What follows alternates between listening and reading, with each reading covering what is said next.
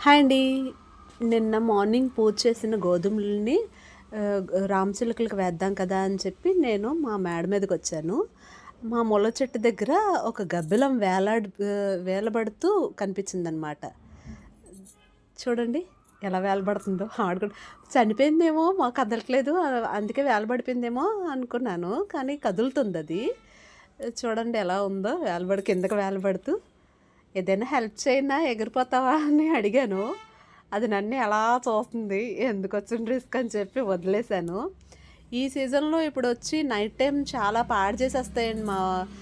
సపోటాలన్నీ తినేస్తాయి. అరటి చెట్టు, మా అరటి గెలలు లాస్ట్ ఇయర్ అయితే 2 అరటి గెలలు నాశనం చేసేసాయి గబ్బిలాలు మొత్తం కలిపి.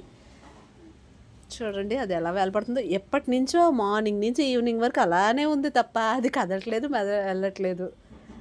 పాపం దానికి ఏం ప్రాబ్లం వచ్చిందో. కానీ చిన్న సపోర్ట్‌తో అలా వేలబడుతూ భలే ఉండిపోయిందండి అది.